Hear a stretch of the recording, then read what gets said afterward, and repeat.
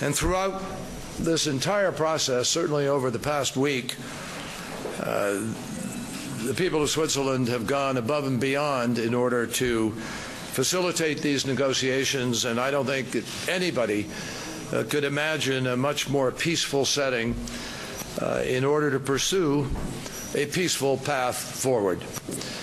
On vous remercie tous en Suisse.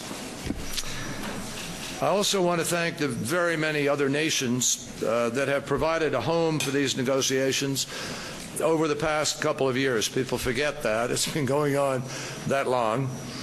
And that includes Austria, which was incredibly generous in hosting our delegation in Vienna for a long period of time. Oman, which has not only hosted a number of important meetings, but also played a critical role in getting these talks off the ground in the first place. And then, of course, we say thank you to Turkey, Russia, Kazakhstan, Iraq, and my home country, the United States. I particularly want to thank President Obama. He has been courageous and determined in his pursuit of a diplomatic path. And from the day that he took office, President Obama has been crystal clear that a nuclear-armed Iran would pose a threat to our security and the security of our allies in the region, including Israel.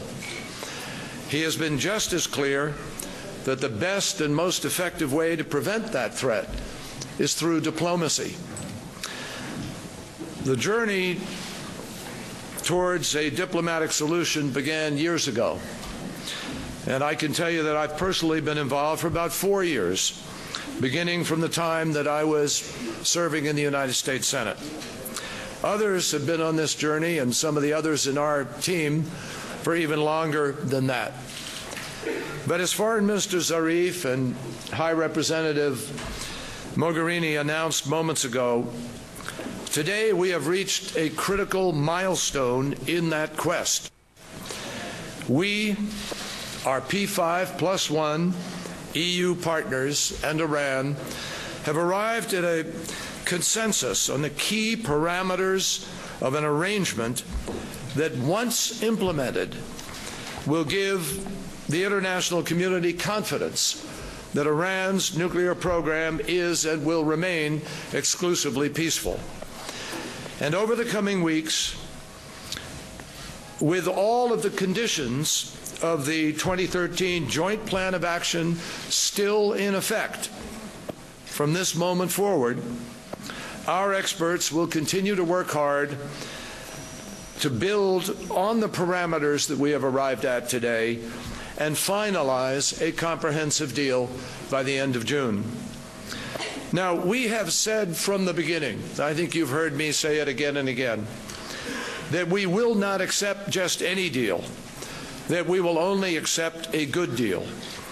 And today I can tell you that the political understanding with details that we have reached is a solid foundation for the good deal that we are seeking. It is the foundation for a deal that will see Iran reduce its stockpile of enriched uranium by 98% for 15 years. It is a deal in which Iran will cut its installed centrifuges by more than 2/3 for 10 years. It is a deal that will increase Iran's breakout time, which was confirmed publicly today to be 2 to 3 months. And that is the time that it would take Iran to speed up its enrichment in order to produce enough fissile material for one potential nuclear weapon. And that will be expanded now under this deal to 1 year from those 2 to 3 months. That is obviously as much as 6 times what it is today and what it has been for the past 3 years. I'd like also to make one more point very, very clear, because it has been misinterpreted and misstated, misrepresented for much of this discussion. There will be no sunset to the deal that we are working to finalize. No sunset, none. The parameters of this agreement will be implemented in phases. Some provisions will be in place for 10 years. Others will be in place for 15 years. Others still will be in place for 25 years. But certain provisions, including many transparency measures, will be in place indefinitely into the future. They will never expire.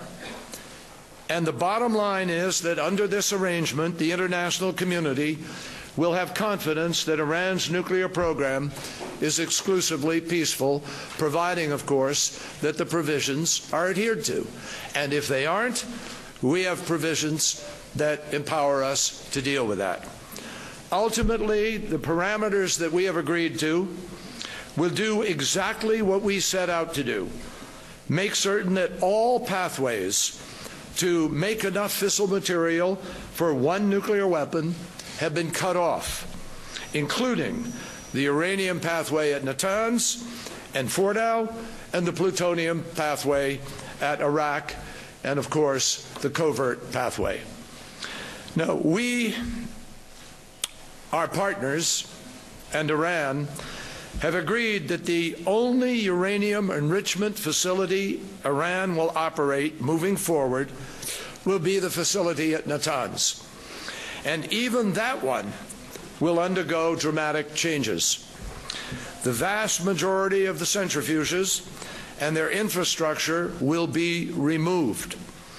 And for at least the next 15 years, the stockpile will remain at 300 kilograms. And any uranium that is enriched at Natanz will be capped at 3.67%, which is a typical level of enrichment for civilian nuclear power, but doesn't even begin to approach the enrichment level necessary for a weapon. We have agreed that the facility at Fordow will halt all uranium enrichment, period. All uranium enrichment, and in fact, there will not even be any fissile material present at the site and no enrichment R&D.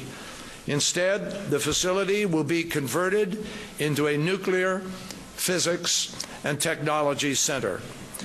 We have also agreed that Iran will redesign and rebuild its heavy water reactor at Arak so that it will no longer produce any weapons-grade plutonium.